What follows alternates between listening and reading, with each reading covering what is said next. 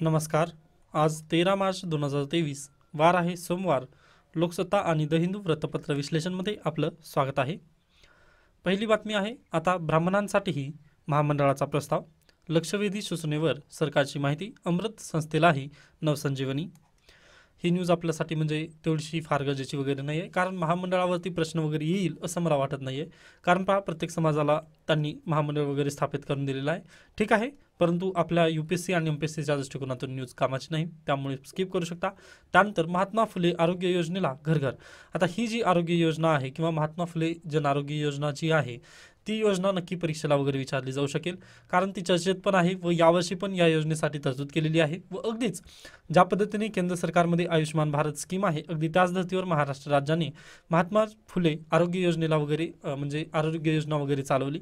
व त्या अंतर्गत पहा, अगदीच जे गरीब कुटुंबीय वगैरे आहेत त्यांना अगदीच म्हणजे तेथील वैद्यकीय सुविधांची वगैरे मदत या योजनेअंतर्गत वगैरे केली जाते. त्यामुळे ही जी योजना आहे ती अगदी महाराष्ट्रातील गरिबांना अगदी कामाची योजना किंवा आपण अगदीच उपयुक्त वगैरे योजना ठरलेली आपण ही सांगू शकतो. तरी देखील पहा, आता या योजनेमध्ये काय झालेलं आहे, तर गेल्या वर्षीच्याच तरतुदी वगैरे जी रक्कम वगैरे होती तोच खर्च वगैरे झाला नाही असं आपल्याला इथं बेसिकली दिसून येतं. व यावर्षी पण यामध्ये आणखी त्यांनी खर्च वगैरे करणार असं त्यांनी म्हटलेलं आहे. म्हणजे पहा, प्रत्येक योजना जर म्हटलं म्हणजे गव्हर्नमेंट ऑफ इंडिया असू द्या किंवा गव्हर्नमेंट ऑफ महाराष्ट्र असू द्या, यामध्ये प्रॉब्लेम तर होतच की जेवढा खर्च वगैरे आपण जेवढं म्हणजे जेवढे स्वप्न वगैरे पाहतो ते स्वप्न वगैरे साकार होत नाही, तसं आपण तिथं सांगू शकतो. एक बेसिकली जर म्हटलं तर म्हणजे आपण जो प्लॅन वगैरे करतो, आज आता मी प्लॅन केलेला आहे की 24 तासामध्ये मी अगदीच इंडियन पॉलिटीचं लक्ष्मीकांतचं जे पुस्तक वगैरे आहे ते मी खत्म करणार, असं जर आपलं जे प्लॅन वगैरे असतं ते प्लॅन आपलं होऊ शकत नाही. अगदी त्याच धर्तीवर आपण इथं सांगू शकतो की जे गव्हर्नमेंट ऑफ महाराष्ट्र आहे त्यांचे पण प्लॅन वगैरे ते पूर्णत्वाच गेले नाही, हेच आपण बेसिकली सांगू शकतो. म्हणजे हे निगेटिव्ह न्यूज आहे. तरी ते फक्त तुम्ही बॅकवर्ड लिंकेजेसद्वारे वगैरे MPSCचे विद्यार्थी वगैरे त्यांनी प्लीज लक्षात ठेवा की महात्मा फुले जन आरोग्य योजना वगैरे काय आहे व त्याचं इसवी वगैरे ते तुम्ही प्लीज एकदा लक्षात ठेवा. बाकी यातून वगैरे गरजेची न्यूज नाही, कारण ही आर्थिक तरतुदी वगैरे विचारलं जाणार नाही. ओके. त्यानंतर नेक्स्ट न्यूज पहा, समृद्धीवर भीषण अपघातात 2 मुलांसह 6 मृत्युमुखी, भरवेगातील मोटार कठड्यावर आदळली. आता पहा, जे समृद्धी महामार्ग आहे त्याचं 11 डिसेंबर 2022 रोजी उद्घाटन वगैरे झालेलं होतं. त्यानंतर अगदीच समृद्धी महामार्गावर वगैरे अपघातांची संख्या आपल्याला दिवसेंदिवस वगैरे वाढत असताना दिसते.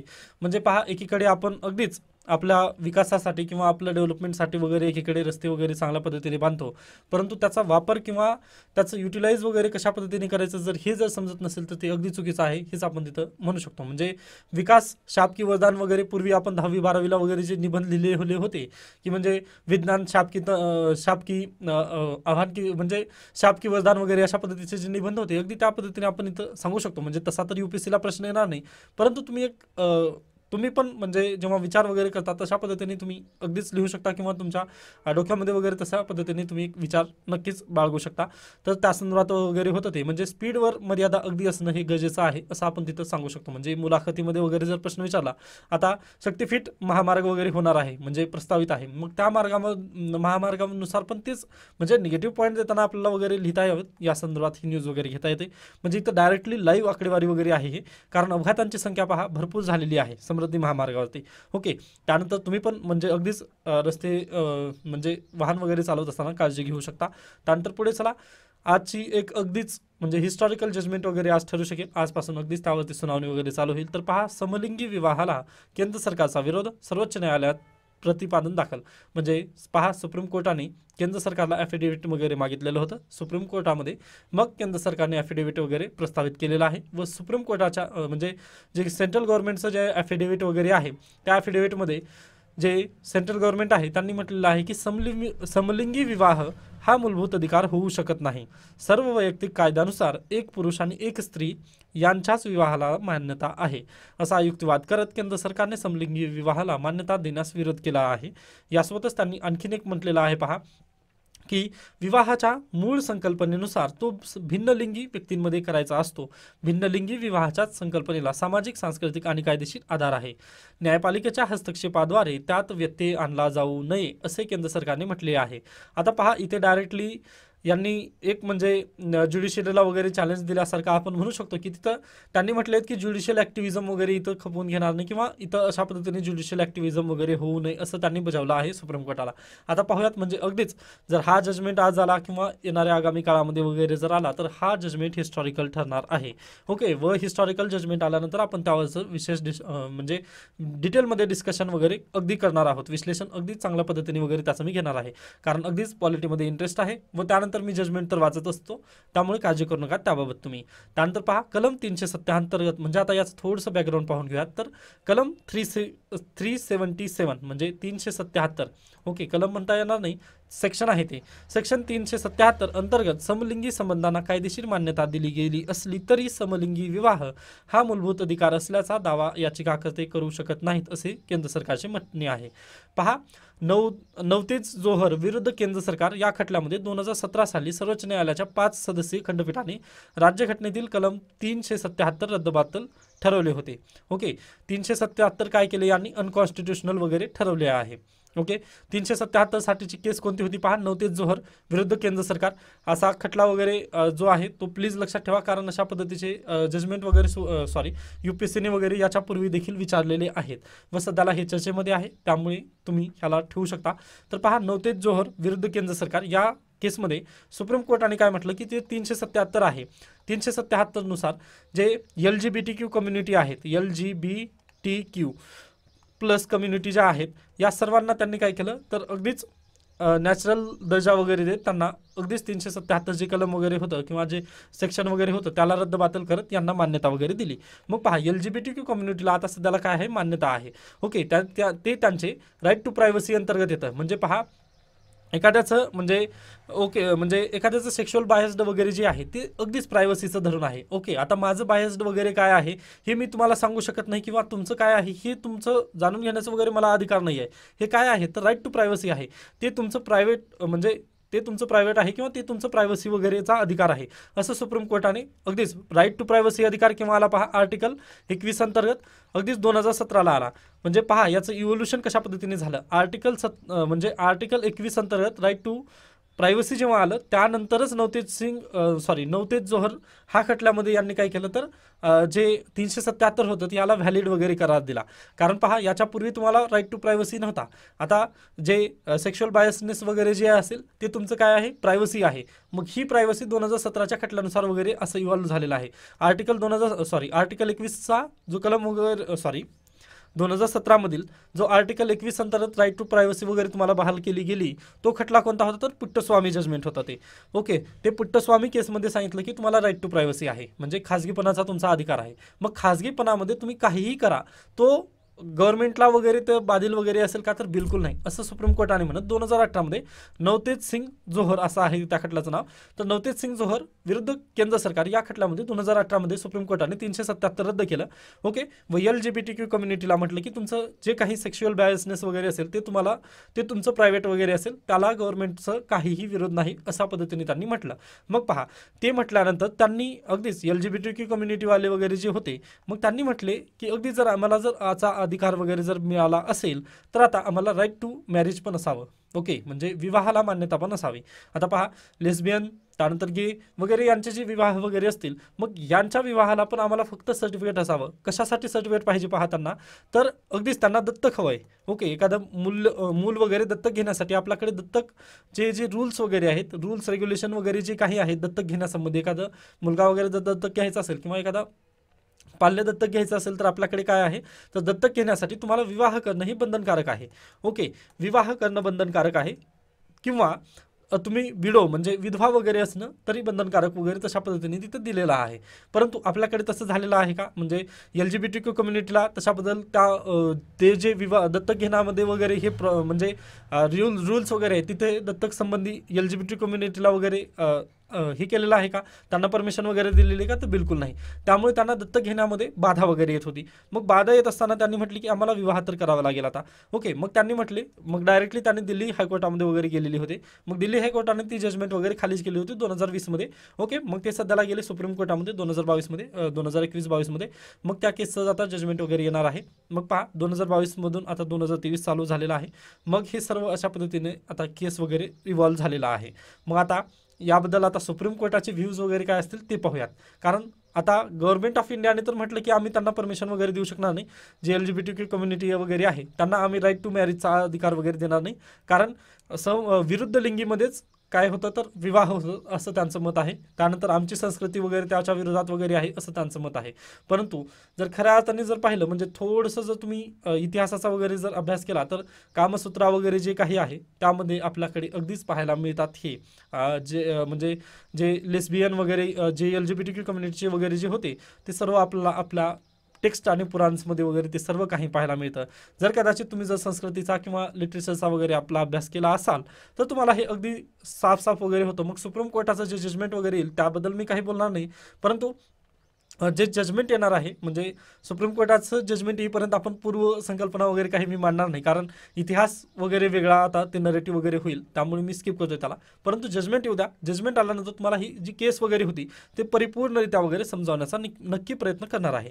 आता मी फक्त तुम्हाला हे थोडंसं पुट्टास्वामी जजमेंट वगैरे ते सांगितलं की आर्टिकल 21 नंतर 377 वगैरे कशा पद्धतीने रद्द वगैरे ते झालेलं आहे, हे तेवढं मी सांगण्याचा थोडासा प्रयत्न केलेला आहे. याबाबत नक्की जर काही तुम्हाला अडचण वगैरे असतील तर तुमचे प्रश्न वगैरे तुम्ही कमेंट सेक्शनमध्ये मांडा. मी आपलं जेव्हा लेक्चर वगैरे होईल म्हणजे जजमेंट आल्यानंतर सुप्रीम कोर्टाचं, तेव्हा हे सर्व प्रश्न वगैरे तुमचे सॉल्व्ह करण्याचा नक्की प्रयत्न करेन. ओके, त्यानंतर नेक्स्ट न्यूजकडे वळूयात आपण. येथून अन्य न्यूज गरजेचे नाही पहा आपल्यासाठी. ओके, त्यामुळे आपण डायरेक्टली एडिटोरियल पेजवरती जाऊयात लोकसत्ताच्या. पहा आजच्या एडिटोरियलमध्ये हे पण काही आपल्यासाठी गरजेचं वगैरे दिसत नाही, त्यामुळे याला पूर्ण स्किप करूयात आपण व डायरेक्टली काल आपल्याला एक न्यूज आलेली होती पहा की सिलिकॉन व्हॅली बँक जी आहे ती बुडाली. ओके, म्हणजे अमेरिकेतील अगदी सेकंड लार्जेस्ट बँक वगैरे म्हणून जी ओळखली जाणारी बँक होती ती बँक वगैरे बुडाली. मग बुडाली कशामुळे तर ते पाहूयात आपण. बाकी तर न्यूज वगैरे तुम्हाला येणार नाही. पहा UPSCने 2019 साली CDS परीक्षेला वगैरे प्रश्न विचारलेला होता आय थिंक की PNB bank, okay, Punjab national जे बँक वगैरे होती तर त्या संदर्भात आय थिंक प्रश्न वगैरे आलेला होता. तसा जर प्रश्न वगैरे आला तर ते फक्त तुम्हाला लक्षात असावं, त्यानिमित्ताने मी घेण्याचा प्रयत्न करतोय. तर पहा ही बँक कशामुळे बुडाली तर पहा बँकेने टाळेबंदीतील तूट भरून काढण्यासाठी $2 अब्ज निधी उभारण्याची घोषणा केली. ओके, म्हणजे ही बँक आहे. या बँकेने म्हटलं की जे लॉकडाऊनमध्ये आम्हाला जो लॉस झालेला आहे, किती लॉस झालेला होता त्यांना 2 अब्ज, ओके, $2 अब्ज एवढा लॉस वगैरे झालेला आहे, तो लॉस वगैरे आम्हाला भरून काढायचा आहे असं त्यांनी जेव्हा घोषणा केली तेव्हा जे इन्व्हेस्टर वगैरे होते त्या बँकेच्या म्हणजे बँकेमध्ये ज्यांनी इन्व्हेस्ट वगैरे केले होते बँकेच्या शेअर्समध्ये वगैरे, त्यांना समजलं की बँकेचा एवढी मोठी तूट वगैरे झालेली आहे, $2 अब्ज बँकेची तूट झालेली आहे. हे जेव्हा समजलं लगेच त्यांनी म्हटलं की आता बँक डुबू शकेल.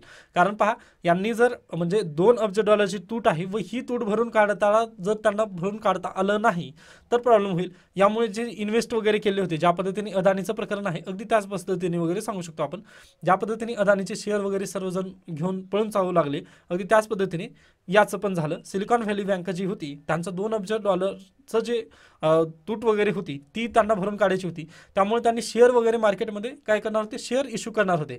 परंतु झालं भलतंच की त्यांनी शेअर इश्यू करण्याच्या पूर्वीच ते जे इन्व्हेस्टर वगैरे होते त्यांनी पैसे वगैरे काढून पळून जायला लागले, कारण ही बँक वगैरे अगदीच लॉसमध्ये आहे असं त्यांना समजलं. ओके, मग बँक लॉसमध्ये आहे असं त्यांना समजल्यावर त्यांनी शेअर वगैरे पळून जायला लागले. मग इकडे काय झालं, पुरवठा वाढला.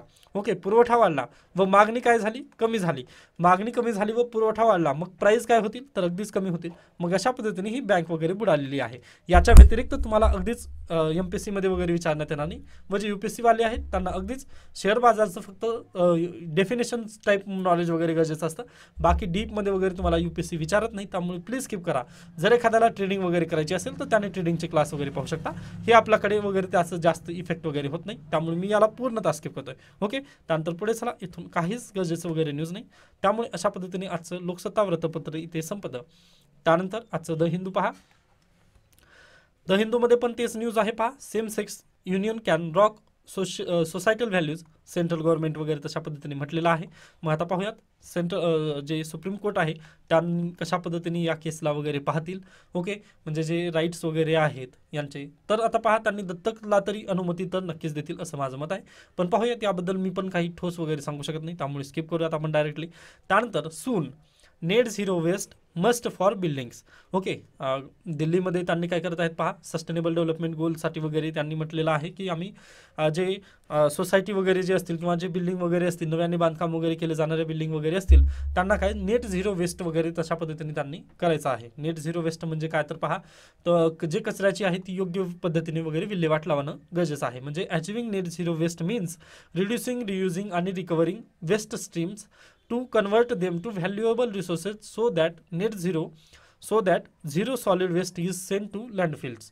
ओके, म्हणजे फक्त झिरो सॉलिड वेस्ट वगैरे पाठवण्याचं वगैरे त्यांनी काम करावं, असं त्यांचा एक अर्थ वगैरे त्यांनी एक नवीन हे करलेला आहे, म्हणजे प्रयत्न वगैरे सध्याला करत आहेत. म्हणजे आत्ताच त्याबद्दल पूर्ण गाईडलाईन्स वगैरे आलेलं नाही आहे. जेव्हा येईल तेव्हा आपण विश्लेषणमध्ये घेऊयात, परंतु आत्ताच फक्त आपल्याला एक आयडिया वगैरे त्यांनी दिले. मग त्या निमित्ताने ही आयडिया चांगली आहे, त्या निमित्ताने मी तुमच्यासमोर घेतलेली आहे. म्हणजे रिसायकल, रियूज आणि रिड्युसिंग, रियुजिंग आणि रिकव्हरिंग. ओके, हे 3 संकल्पना वगैरे त्यामध्ये आहेत. हे 3 R वगैरे म्हणून तुम्ही हे लक्षात ठेवू शकता. त्यानंतर पहा, make in India startup for promoting low cost technological solutions, mechanized speed sensor sticks for gas detection is being considered. आता पहा, आणखीन यामध्ये एक पॉईंट वगैरे दिलेला आहे. यावर्षी पहा, जे 2023 बजेट वगैरे मांडलं गेलं, त्या बजेटमध्ये जे हे आहेत म्हणजे सिवेज सिस्टीम वगैरे आहे ती क्लीन करण्यासाठी वगैरे आपण कशाचा वापर करणार आहोत, तर पूर्णतः जे मशीन्स वगैरे त्याचा वापर वगैरे करण्यावर भर वगैरे देण्यात येणार आहे, असं बजेटमध्ये वगैरे सांगण्यात आलं. मग पहा, ते बजेटमध्ये सांगल्यानंतर जे मशीन्स वगैरे विकत घ्यावे लागतील, यांत्रिकीकरण वगैरे करायचं आहे, ती यांत्रिकीकरण करण्यासाठी अगदीच खूप पैसे वगैरे लागतील. मग त्यासाठी त्यांनी म्हटलेलं आहे की स्टार्टअप लॉ वगैरे आपण तिथे एनकरेज करूयात.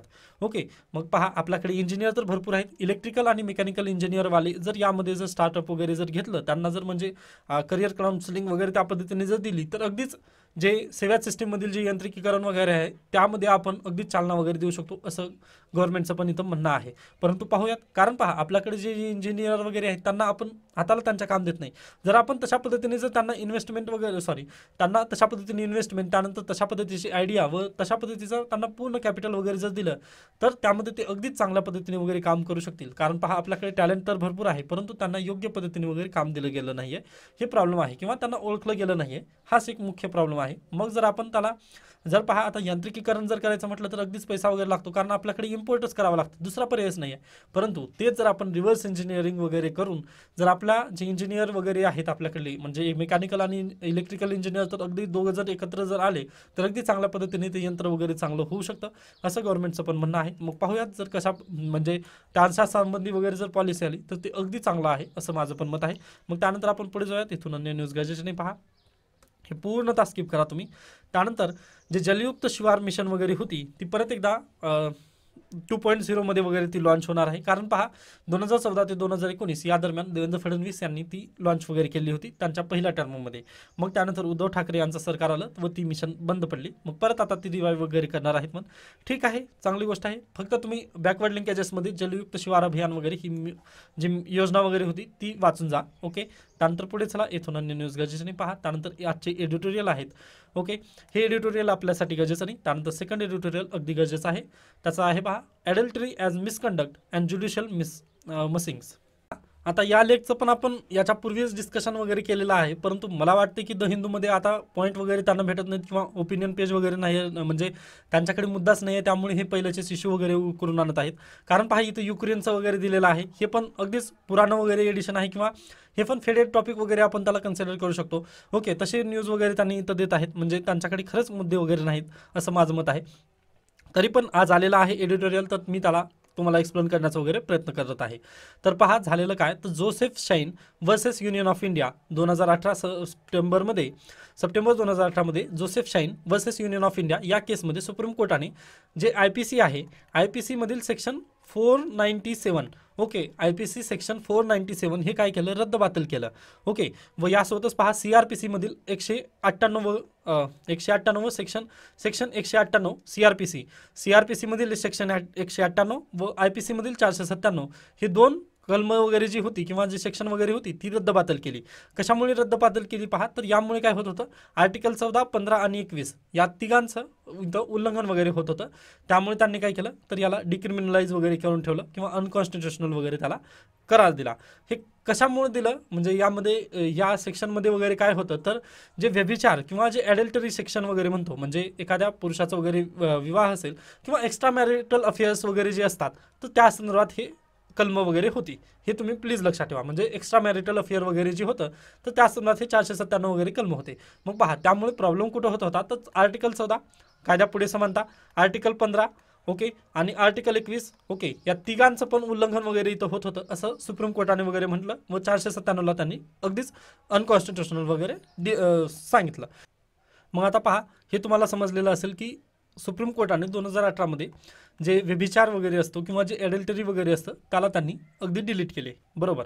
मग पहा आता याचंच व्यभिचार पहा, व्यभिचार फक्त सामान्य माणसात होतं किंवा म्हणजे अगदीच सिव्हिल सोसायटीमध्येच होतं व मिलिटरी सेक्शनमध्ये वगैरे होत नाही असं आहे का तर अगदी तसं नाही आहे. पहा मिलिटरी सोसायटीमध्ये पण ते अगदीच होतं व्यभिचार. मिलिटरी किंवा जे कोर्ट मार्शल वगैरे आहे तिकडे पण अगदी तिकडे पण होतं म्हणजे आर्मी नेव्ही एअरफोर्स वगैरे जे ऑफिसर्स वगैरे आहेत त्यासाठी आपण एक मूवी पाहिलेला होता पहा रुस्तम ओके. त्यामध्ये पण आपलं व्यभिचार वगैरे तिकडे पण दिसतात ते प्रकरण वगैरे तशा पद्धतीने. मग पहा अगदी त्या बेसिसवर जर म्हटलं इथं तर सिव्हिल सोसायटी असू द्या किंवा मिलिटरीची सोसायटी वगैरे असू द्या दोन्हीकडे आपल्याला व्यभिचाराच्या केसेस वगैरे आढळून येतात. मग झालेलं काय असं तर सुप्रीम कोर्टाने तर सिव्हिल सोसायटी संदर्भातचे जे 497 जे सेक्शन वगैरे होतं त्याला डिलीट केलं परंतु मिलिटरी सेक्शनमध्ये वगैरे त्याचं लागू केलं नाही. परंतु पहा मिलिटरीसाठीचं जे कोर्ट असतं वगैरे किंवा त्याला कोर्ट मार्शल वगैरे जे म्हणतो आपण तर पहा कोर्ट मार्शलमध्ये याच्या केसेसची संख्या वगैरे अगदीच वाढत होती ओके.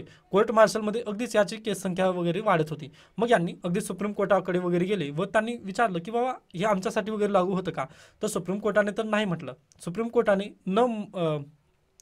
कोर्टाने यावर निकाल देत म्हटलं की हे यांच्यासाठी वगैरे लागू होत नाही, फक्त हे सिव्हिल सोसायटीसाठी वगैरे लागू होतं न की मिलिटरी सोसायटीसाठी वगैरे लागू होत नाही. मिलिटरी सोसायटीसाठी का लागू होत नाही तर पहा संविधानामध्ये भारतीय संविधानामध्ये आर्टिकल 33 आहे.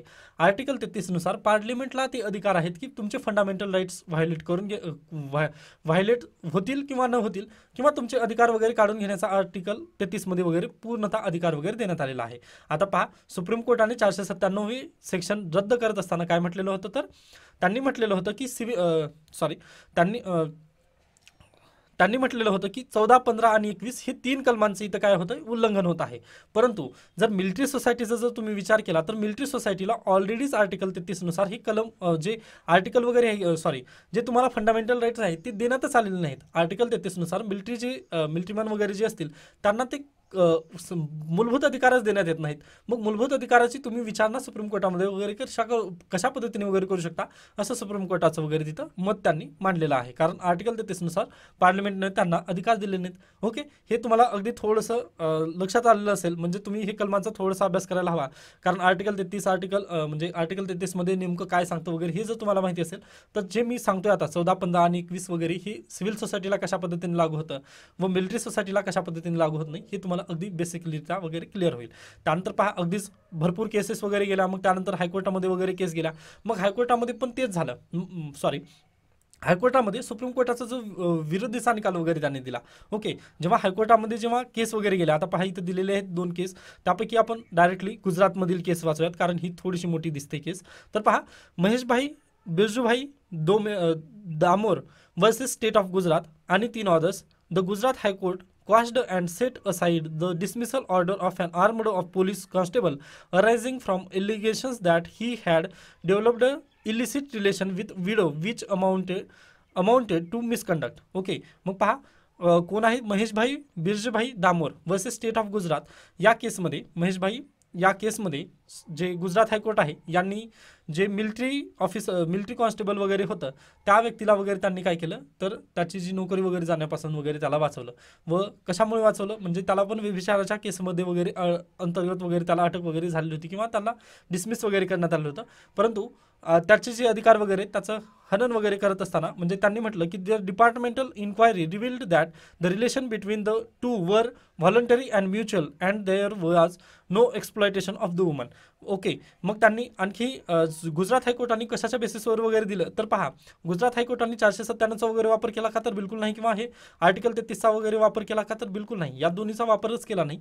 तर गुजरात हायकोर्टाचं इथं एक अगदीच जे पाहणी वगैरे झाली, गुजरात हायकोर्टाने एक पाहणी केली की जे मॅन होता, म्हणजे मॅन कोण होता तर कॉन्स्टेबल होता, आर्मीमधील कॉन्स्टेबल होता, व जी वुमन होती ती विडो होती. मग या दोघांचं जे एक्स्ट्रा मॅरिटल अफेअर वगैरे होतं त्यांच्यावर दोघांचं पण काय होती, सहमती होती. मग पहा, सहमती दोघांची पण होती, त्यामुळे याला त्यांनी काय केलं, जे कॉन्स्टेबल वगैरे होतं त्याला अगदीच ते त्याची जी नोकरी वगैरे होती किंवा जे कोर्ट मार्शल वगैरे त्याच्या विरोधात वगैरे झालेलं होतं त्याच्यापासून वगैरे त्याला अगदीच सुटका वगैरे करून दिली त्यांनी. ओके, कारण हे चुकीचं आहे असं त्यांनी म्हटलं, कारण जे म्युच्युअल कन्सेंट वगैरे तिथं होतं, म्हणजे दोघांची पण सहमती वगैरे ती त्या प्रकरणाला वगैरे. मग पहा, आता सुप्रीम कोर्ट आणि इथं दोन व्ह्यू वगैरे आपलं इथं प्रॉब्लेम दिसत आहात. एक प्रॉब्लेम काय करतं तर आर्टिकल 33 एक प्रॉब्लेम करतं, परंतु जे गुजरात हायकोर्टाने वगैरे जे फाइंडिंग वगैरे दिली त्यामध्ये त्यांनी म्हटलं की म्युच्युअल कन्सेंट, ओके, म्हणजे दोघांची पण सहमती असेल तर अशा पद्धतीचं व्यभिचार वगैरे होणार नाही असं त्यांनी म्हटलेलं आहे. मग आता परत एकदा यावरती रिव्ह्यू वगैरे होणार आहे सुप्रीम कोर्टामध्ये. मग ते रिव्ह्यू वगैरे आल्यानंतर ते पाहूयात, कारण ही पहा केस अगदीच फार पूर्वीची आहे, त्यामुळे अद्याप याचं सुप्रीम कोर्टाने पण जजमेंट दिलेलं नाही आहे. ओके, त्यामुळे आता तुम्ही जास्त अभ्यास म्हणजे याला डिटेल वगैरे जाण्याची गरज नाही, फक्त जे महत्त्वाचं वगैरे होतं ते मी सांगण्याचा वगैरे इथं प्रयत्न केलेला आहे. कारण म्युच्युअल कन्सेंट जर असेल तर अगदीच काही हरकत नाही असं गुजरात हायकोर्टाची वगैरे फाइंडिंग आहे. त्यासोबतच आणखीन पहा, राजस्थान हायकोर्टाची पण इथं फाइंडिंग वगैरे आहे. आता हा जर लेख तुम्हाला जर समजला नसेल तरी मी याला सोल्युशन म्हणून आपली जी आपली जी वेबसाईट आहे powerneela.com, या वेबसाईटवरती हे ऑलरेडी अपलोड केलेलं आहे, तिथून तुम्ही वाचून घेऊ शकता. ओके, त्यानंतर पुढे चला, इथून अन्य न्यूज गरजेने पहा. त्यानंतर G20 मीटिंगबद्दल आहे, त्यांनी फोकस करावं म्हटलेलं आहे ब्ल्यू इकॉनॉमी आणि रिस्पॉन्सिबल AI. मग आता ह्या दोन संकल्पना आहे, कारण पहा याच्यापूर्वी जेव्हा राज्यसेवा 2021 झाली होती आय थिंक, त्यामध्ये पण अशा संदर्भात एक प्रश्न आलेला होता ड्रग्स संदर्भात पहा, तर अगदी तसा प्रश्न वगैरे येऊ शकतो. त्यामुळे लक्षात घ्या ब्ल्यू इकॉनॉमी म्हणजे काय असतं तर is the sustainable use of ocean resources for economic growth, improved livelihoods and jobs while preserving the health of our ecosystem. Okay, म्हणजे ब्ल्यू इकॉनॉमी म्हणजे काय तर ओशन रिसोर्सेस वगैरे आहे त्यांचं योग्य पद्धतीने वगैरे वापर करणं, हेच आहे ब्ल्यू इकॉनॉमी. त्यानंतर रिस्पॉन्सिबल AI, त्यामध्ये कशा पद्धतीने मदत वगैरे करेल तर डाटा ॲनालिटिक्स. ओके, डाटा ॲनालिटिक्सच एक बेसिक महत्त्वाचं वगैरे तिथं काम करेल, बाकी तर यातून काही गरजेचं वगैरे वाटलं नाही. तर अशा पद्धतीने आजचं लोकसत्ता आणि द हिंदू वृत्तपत्र इथं संपतं. म्हणजे आता अगदी दुसऱ्या न्यूज वगैरे आहेत, टेक्स्ट आणि कंटेक्स्ट पेज पण आहे, परंतु त्यामध्ये मला काही कामाची न्यूज वगैरे वाटली नाही, त्यामुळे मी आता इथंच थांबण्याचा प्रयत्न करतोय. याबाबत काही शंका, काही सजेशन वगैरे असतील तर तुम्ही नक्की मला सांगू शकता. धन्यवाद.